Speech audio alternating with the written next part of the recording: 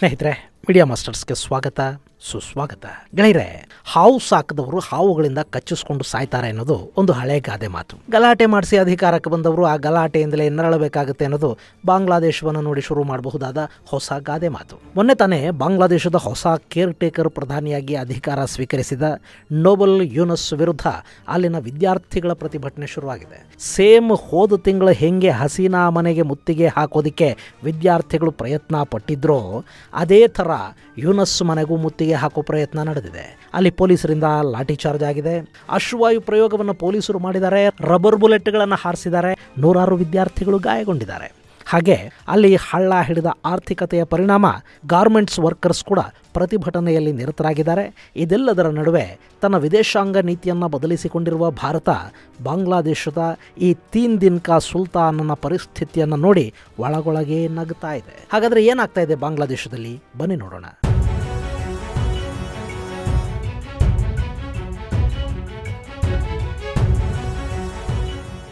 ಗೆಳೆಯರೆ, ದೇಶ ಯಾವುದೇ ಇರಲಿ, ಜನ ಪಾಪ ತುಂಬ ಅಮಾಯಕರಿರ್ತಾರೆ. ಬಹಳಷ್ಟು ಜನಕ್ಕೆ ಅವರದ್ದು ಅಂತ ಒಂದು ಅಭಿಪ್ರಾಯ ಕೂಡ ಇರೋದಿಲ್ಲ. ಯಾರು ಏನು ಹೇಳಿದ್ರು ನಂಬೋ ಜನ, ತಕ್ಷಣದ ಲಾಭಕ್ಕಾಗಿ ಏನು ಮಾಡೋದಕ್ಕೂ ಸಿದ್ಧರಾಗೋ ಜನ ನಮ್ಮ ನಡುವೆ ತುಂಬ ಇರೋದ್ರಿಂದಲೇ ಈ ಪ್ರಜಾಪ್ರಭುತ್ವವಾದಿ ದೇಶಗಳಲ್ಲಿ ಆಡಳಿತ ಸುಧಾರಣೆ ಅನ್ನೋದು ತುಂಬ ಕಷ್ಟದ ಕೆಲಸ ಆಗ್ತಾ ಇರೋದು. ಇನ್ನು ಹೀಗೆ ಮ್ಯಾಡ್ ಮಾಬ್ ಇದೆಯಲ್ಲ, ಅದನ್ನು ಬಳಸ್ಕೊಂಡು ಅಧಿಕಾರ ಬದಲಾವಣೆ ಮಾಡಿ ಯಾರಾದರೂ ತಾವು ಅಧಿಕಾರಕ್ಕೆ ಬರಬೇಕು ಅಂದ್ಕೊಂಡ್ರೆ ಅವರು ಮುಂದೆ ಏನೆಲ್ಲ ಪರಿಣಾಮಗಳನ್ನು ಸಮಸ್ಯೆಗಳನ್ನು ಎದುರಿಸಬೇಕು ಆಗುತ್ತೆ ಅನ್ನೋದಕ್ಕೆ ಬಾಂಗ್ಲಾದೇಶ ಒಂದು ಉತ್ತಮ ಉದಾಹರಣೆ. ಈಗ ನೋಡಿ, ಆಗಸ್ಟ್ ತಿಂಗಳಲ್ಲಿ ಬಾಂಗ್ಲಾದೇಶದಲ್ಲಿ ಭಾರಿ ಪ್ರತಿಭಟನೆಗಳು ನಡೀತಾ ಇದ್ವು. ಅದನ್ನು ನಿಯಂತ್ರಿಸೋದಕ್ಕೆ ಸಾಧ್ಯವಾಗದೆ ಅಲ್ಲಿನ ಸರ್ಕಾರ ಹೈರಾಣಾಗಿ ಹೋಗ್ತಾ ಇತ್ತು. ಅವತ್ತು ಅಲ್ಲಿ ಹಸೀನಾ ಸರ್ಕಾರವನ್ನು ವಿರೋಧಿಸುತ್ತಿದ್ದವರೆಲ್ಲ ಆ ಪ್ರತಿಭಟನೆಯಲ್ಲಿ ಭಾಗಿಯಾದರು. ರಿಸರ್ವೇಷನ್ ಕಾರಣಕ್ಕೆ ಕೆಲ ವಿದ್ಯಾರ್ಥಿಗಳಿಂದ ಆರಂಭವಾದ ಪ್ರತಿಭಟನೆಯ ಹಿಂದೆ ಅಮೆರಿಕ ನಿಂತುಕೊಳ್ತು. ಪಾಕಿಸ್ತಾನದ ISI ಸಹಾಯ ಮಾಡಿತು. ಬಾಂಗ್ಲಾದೇಶದಲ್ಲಿ ಸಾಕಷ್ಟು ವರ್ಷಗಳಿಂದ ಅಧಿಕಾರ ವಂಚಿತರಾಗಿ ಇನ್ನು 5 ವರ್ಷ ಅಧಿಕಾರದಿಂದ ದೂರ ಉಳಿದು ಬಿಟ್ರೆ ಕಳೆದೇ ಹೋಗಿಬಿಡ್ತಾರೇನೋ ಅನ್ನೋ ಪರಿಸ್ಥಿತಿಯನ್ನು ತಲುಪಿದ್ದ ಬಾಂಗ್ಲಾದೇಶ್ ನ್ಯಾಷನಲಿಸ್ಟ್ ಪಾರ್ಟಿ ಆ ಪ್ರತಿಭಟನೆಗೆ ಬೇಕಾದ ಎಲ್ಲವನ್ನ ಕೊಡ್ತು. ಹಾಗೆ ಬಾಂಗ್ಲಾದೇಶದಲ್ಲಿ ಇಸ್ಲಾಮಿಕ್ ಕಟ್ಟರ್ವಾದವನ್ನು ಪ್ರಮೋಟ್ ಮಾಡ್ತಾ ಅದೇ ಕಾರಣಕ್ಕೆ ನಿಷೇಧಕ್ಕೂ ತುತ್ತಾಗಿದ್ದ ಜಮಾತೆ ಇಸ್ಲಾಂ ಕೂಡ ಆ ವಿದ್ಯಾರ್ಥಿಗಳ ಜೊತೆ ಸೇರ್ಕೊಳ್ತು. ಅಲ್ಲಿ ವಿದ್ಯಾರ್ಥಿಗಳು ಕಡಿಮೆ, ದುಷ್ಕರ್ಮಿಗಳು ಭಯೋತ್ಪಾದಕರು ಜಾಸ್ತಿ ಅನ್ನೋ ಹಾಗೆ ತಯಾರಾದ ಆ ಪ್ರತಿಭಟನೆ ಬಾಂಗ್ಲಾದೇಶದ ಪ್ರಧಾನಿಯ ಮನೆಗೂ ಮುತ್ತಿಗೆ ಹಾಕೋದಿಕ್ಕೆ ಮುಂದಾಯಿತು. ಅಲ್ಲಿ ಇಷ್ಟೆಲ್ಲ ಮಾಡ್ತಾ ಇದ್ದ ಹೊರಗಿನ ಶಕ್ತಿಗಳು ಎಷ್ಟು ಮುಂದಾಲೋಚನೆ ಮಾಡಿದ್ವು ಅಂದ್ರೆ ಆ ಪ್ರತಿಭಟನೆಯನ್ನ ತಡಿಬೇಕಾದ ಪೊಲೀಸ್ ಹಾಗೂ ಸೇನಾ ಪಡೆಗಳು ಕೈ ಕಟ್ಟಿಕೊಂಡು ಕೂತ್ಕೊಳ್ಳೋ ಹಾಗೆ ಮಾಡಲಾಯಿತು.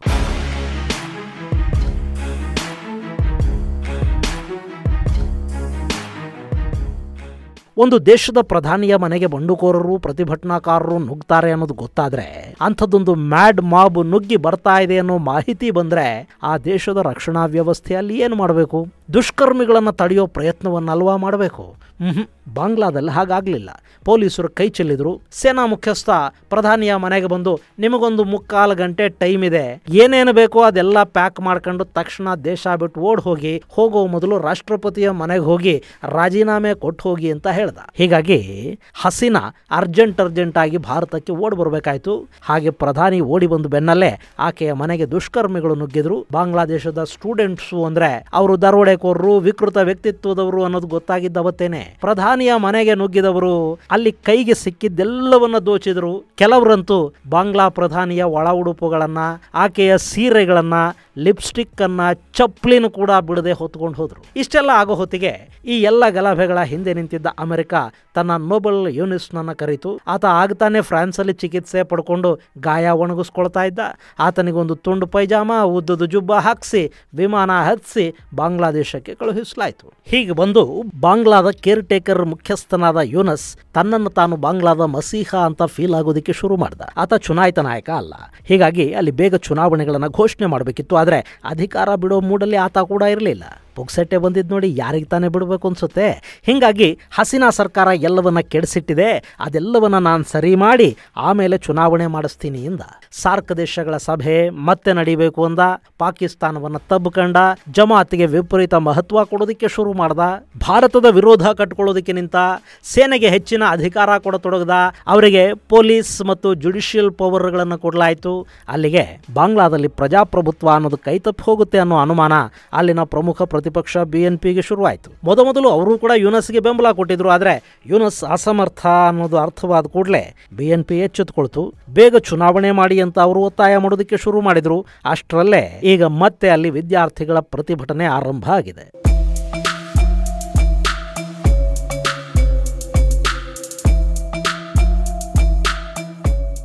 ಗೆಳೆಯರೆ, ಇದು ರಿಸರ್ವೇಷನ್ಗಾಗಿ ಶುರುವಾಗಿರೋ ಪ್ರತಿಭಟನೆ ಅಲ್ಲ, ಬದಲಿಗೆ ಏಜ್ ಲಿಮಿಟ್ ಅನ್ನು ಹೆಚ್ಚು ಮಾಡಬೇಕು ಅನ್ನೋ ಕಾರಣಕ್ಕೆ ಶುರುವಾಗ್ತಾ ಇರೋ ಪ್ರತಿಭಟನೆ. ಅಲ್ಲಿನ ಸರ್ಕಾರಿ ನೌಕರಿಗಳಿಗೆ ಆಯ್ಕೆಯಾಗೋದಕ್ಕೆ 32 ವರ್ಷ ಏಜ್ ಲಿಮಿಟ್ ಇದೆ. ಆದರೆ ಅದನ್ನು 35ಕ್ಕೆ ಏರಿಕೆ ಮಾಡಿ ಅಂತ ಅಲ್ಲಿನ ನಿರುದ್ಯೋಗಿಗಳು ಸಾಕಷ್ಟು ವರ್ಷಗಳಿಂದ ಕೇಳ್ತಾ ಇದ್ದಾರೆ. ಬಾಂಗ್ಲಾದೇಶ ಇದೆಯಲ್ಲ, ಅಲ್ಲಿ ವಿಪರೀತ ಪ್ರಮಾಣದ ನಿರುದ್ಯೋಗ ಇದೆ. ಖಾಸಗಿ ಹೂಡಿಕೆಗಳು ಕಡಿಮೆ. ಗಾರ್ಮೆಂಟ್ಸ್ ಬಿಟ್ಟರೆ ಆ ದೇಶದ ದೊಡ್ಡ ಉದ್ಯಮ ಅಂತ ಬೇರೆ ಯಾವುದೂ ಇಲ್ಲ. ಹೀಗಾಗಿ ಖಾಸಗಿ ಉದ್ಯಮಗಳು ಕಡಿಮೆಯಾಗಿ ಅಲ್ಲಿ ಉದ್ಯೋಗ ಸೃಷ್ಟಿಯ ಪ್ರಮಾಣ ಕಡಿಮೆ ಆದರೆ ಸಹಜವಾಗಿ ಜನ ಸರ್ಕಾರಿ ಉದ್ಯೋಗಗಳ ಮೇಲೆ ಹೆಚ್ಚು ಡಿಪೆಂಡ್ ಆಗ್ತಾ ಹೋಗ್ತಾರೆ. ಸರ್ಕಾರಿ ಉದ್ಯೋಗಗಳು ಇನ್ನೆಷ್ಟಿರುತ್ತವೆ? ಯಾವ ಸರ್ಕಾರಕ್ಕೂ ಕೂಡ ಆ ದೇಶದ ಎಲ್ಲ ನಿರುದ್ಯೋಗಿಗಳಿಗೆ ಕೆಲಸ ಕೊಡೋದಕ್ಕೆ ಸಾಧ್ಯ ಆಗೋದಿಲ್ಲ. ಅದನ್ನ ಖಾಸಗಿ ವಲಯ ಮಾಡಬೇಕು ಮತ್ತು ವಿದ್ಯಾವಂತ ಯುವಕರು ತಾವೇ ಸ್ವ ಉದ್ಯೋಗಗಳನ್ನು ಸೃಷ್ಟಿ ಮಾಡ್ಕೋಬೇಕು. ಮತ್ತಷ್ಟು ಜನಕ್ಕೆ ಕೆಲಸ ಕೊಡೋ ಮಟ್ಟಕ್ಕೆ ಬೆಳಿಬೇಕು. ಆದರೆ ಅಲ್ಲಿ ಏನಾಗ್ತಿದೆ ಅಂದರೆ ಇರೋ ಸರ್ಕಾರಿ ಕೆಲಸಕ್ಕೆ ಕಾಂಪಿಟೇಷನ್ ಹೆಚ್ಚಾಗ್ತಾ ಇದೆ. ಸೊ ಈ ಹಿಂದೆ ರಿಸರ್ವೇಷನ್ಗಾಗಿ ವಿದ್ಯಾರ್ಥಿಗಳು ಪ್ರತಿಭಟನೆ ಮಾಡಿದ್ರು. ಅದರ ಜೊತೆಗೆ ಏಜ್ ಲಿಮಿಟ್ ಅನ್ನ ಹೆಚ್ಚು ಮಾಡಿ 35 ವರ್ಷದವರೆಗೆ ಲಿಮಿಟ್ ಕೊಡಿ ಅಂತ ಸರ್ಕಾರವನ್ನ ಈ ಹಿಂದೆ ಕೂಡ ಅವರು ಕೇಳಿದ್ರು. ಆದರೆ ಆಗಿನ ಸರ್ಕಾರ ಅದನ್ನು ನಿರಾಕರಿಸಿತ್ತು. ಈಗ ಹೇಗೂ ಪ್ರತಿಭಟನೆಗಳ ಮೂಲಕ ಅಧಿಕಾರಕ್ಕೆ ಬಂದ ಸರ್ಕಾರನೇ ಅಲ್ವಾ ಇರೋದು. ಹೀಗಾಗಿ ನೀವು ನಮ್ಮ ಬೇಡಿಕೆನ ಈಡೇರಿಸಿ ಅಂತ ಅವರು ಈಗಿನ ಕೇರ್ ಟೇಕರ್ ಸರ್ಕಾರವನ್ನು ಕೇಳ್ತಾ ಇದ್ದಾರೆ. ಆದರೆ ಸರ್ಕಾರ ಅದಕ್ಕೆ ಒಪ್ಪಿಲ್ಲ. ಸೊ ನಿರುದ್ಯೋಗಿಗಳು ಬೀದಿಗಿಳಿದಿದ್ದಾರೆ. ಅಲ್ಲಿನ ನ್ಯಾಷನಲ್ ಮ್ಯೂಸಿಯಂ ಬಳಿ ಸೇರಿದ್ದ ವಿದ್ಯಾರ್ಥಿಗಳು ಅಲ್ಲಿಂದ ಸೀದಾ ಯೂನಸ್ ಅಧಿಕೃತ ನಿವಾಸದ ಕಡೆಗೆ ನುಗ್ಗೋದಿಕ್ಕೆ ಶುರು ಮಾಡಿದರು. ಅವರನ್ನು ನಿಯಂತ್ರಿಸುವುದಕ್ಕೆ ಪೊಲೀಸರು ಪ್ರಯತ್ನ ಪಟ್ಟಿದ್ದಾರೆ. ಆದರೆ ಅದು ಸಾಧ್ಯ ಆಗಿಲ್ಲ. ಅವರ ಮೇಲೆ ಲಾಠಿ ಚಾರ್ಜ್ ಆಗಿದೆ, ಟಿಯರ್ ಗ್ಯಾಸ್ ಬಳಕೆ ಮಾಡಲಾಗಿದೆ, ರಬ್ಬರ್ ಗುಂಡುಗಳನ್ನು ಕೂಡ ಹಾರಿಸಿದ್ದಾರೆ. ನೂರಾರು ವಿದ್ಯಾರ್ಥಿಗಳು ಅಲ್ಲಿ ಗಾಯಗೊಂಡಿದ್ದಾರೆ.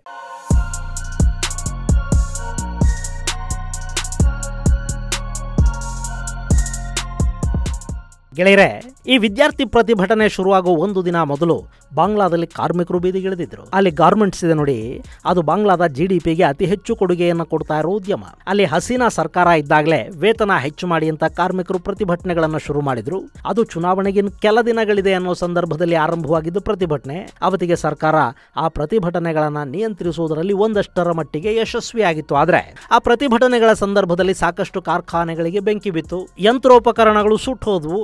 ಆಮೇಲೆ ಎಲೆಕ್ಷನ್ ನಡೀತು, ಸರ್ಕಾರ ರಚನೆ ಆಯಿತು. ಇನ್ನೇನು ಆ ಕಾರ್ಖಾನೆಗಳು ಎಲ್ಲ ಸರಿ ಮಾಡಿಕೊಂಡು ಶುರು ಆಗಬೇಕು ಅನ್ನೋ ಹೊತ್ತಿಗೆ ಮತ್ತೆ ಬಾಂಗ್ಲಾದಲ್ಲಿ ಪ್ರತಿಭಟನೆಗಳು ಆರಂಭ ಆದವು. ಹೀಗಾಗಿ ಕಳೆದ 1 ವರ್ಷದಿಂದ ಕೂಡ ಅಲ್ಲಿನ ಗಾರ್ಮೆಂಟ್ಸ್ ಪ್ರೊಡಕ್ಷನ್ ಕಡಿಮೆ ಆಗಿದೆ. ಇನ್ನು ಇತ್ತೀಚೆಗೆ ಅಲ್ಲಿನ ಕಾರ್ಖಾನೆಗಳಿಗೆ ಹೋಗ್ತಾ ಇದ್ದ ವಿದೇಶಿ ಆರ್ಡರ್ಗಳು ಕೂಡ ಭಾರತ, ಚೈನಾ ಸೇರಿದ ಹಾಗೆ ಇನ್ನಿತರ ದೇಶಗಳ ಕಡೆಗೆ ಡೈವರ್ಟ್ ಆಗ್ತಾ ಇವೆ. ಹೀಗಾಗಿ ಅಲ್ಲಿನ ಗಾರ್ಮೆಂಟ್ಸ್ ಉದ್ಯಮ ಸಂಕಷ್ಟದಲ್ಲಿದೆ. ಅಲ್ಲಿನ ಕಾರ್ಮಿಕರಿಗೆ ಕಳೆದ ಹಲವಾರು ತಿಂಗಳುಗಳಿಂದ ವೇತನ ಕೊಡೋದಕ್ಕೆ ಸಾಕಷ್ಟು ಕಾರ್ಖಾನೆಗಳಿಗೆ ಸಾಧ್ಯ ಆಗಿಲ್ಲ. ಇನ್ನು ಕೆಲ ಕಂಪನಿಗಳು ಬಾಂಗ್ಲಾದಲ್ಲಿನ ತಮ್ಮ ಘಟಕಗಳನ್ನು ಮುಚ್ಚಿ ಅಕ್ಕಪಕ್ಕದ ದೇಶಗಳಿಗೆ ಶಿಫ್ಟ್ ಆಗ್ತಾ ಇವೆ. ಉಳಿದ ಕಂಪನಿಗಳು ಕೆಲಸ ಇಲ್ಲ ಅನ್ನೋ ಕಾರಣಕ್ಕೆ ತಮ್ಮ ಕಾರ್ಮಿಕರಿಗೆ ಕೆಲಸದಿಂದ ತೆಗೆಯುವ ಬಗ್ಗೆ ನೋಟಿಸುಗಳನ್ನು ಕೊಟ್ಟಿವೆ. ಇದೆಲ್ಲವನ್ನು ಪ್ರತಿಭಟಿಸಿ ವೇತನ ಬಾಕಿ ಹಾಗೂ ಕೆಲಸದಿಂದ ತೆಗೆದರೆ ಪರಿಹಾರವನ್ನು ಕೊಡಬೇಕು ಅಂತ ಒತ್ತಾಯ ಮಾಡಿ ಕಾರ್ಮಿಕರು ಪ್ರತಿಭಟನೆಗಳನ್ನು ಆರಂಭ ಮಾಡಿದ್ದಾರೆ. ಅವರನ್ನು ನಿಯಂತ್ರಿಸುವ ಪ್ರಯತ್ನದಲ್ಲಿ ಪೊಲೀಸರು ಮಾಡಿದ ಗೋಲಿಬಾರಲ್ಲಿ ಒಬ್ಬ ಕಾರ್ಮಿಕ ಸಾವಿಗೀಡಾದರೆ 50ಕ್ಕೂ ಹೆಚ್ಚು ಮಂದಿ ಗಾಯಗೊಂಡಿದ್ದಾರೆ.